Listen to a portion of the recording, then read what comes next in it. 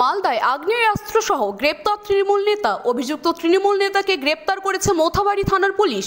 অভিযুক্ত তৃণমূল নেতার নাম আব্দুস সালাম, তৃণমূলের মাইনরিটি সেলের অঞ্চল সভাপতি। অভিযুক্ত তৃণমূল নেতাকে গ্রেপ্তার করেছে মোথাবাড়ি থানার পুলিশ।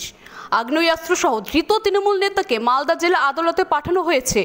ধৃত তৃণমূল নেতার কাছ থেকে 2টি আগ্নেয়াস্ত্র এবং 6 রাউন্ড গুলি উদ্ধার করা হয়। অটোমেটিক পিস্তল এবং একটি ওয়ান শটার উদ্ধার করা হয়েছে।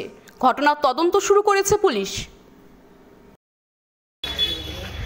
বলছি আপনাকে অ্যারেস্ট কেন করলো? আপনি তৃণমূলের কোন পদে ছিলেন দাদা?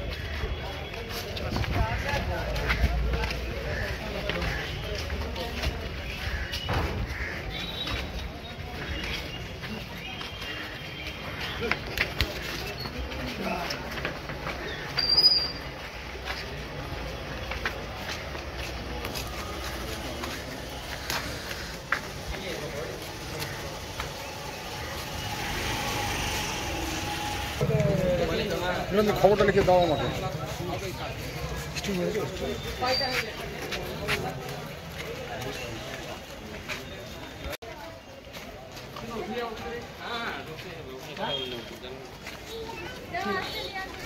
তুমি করো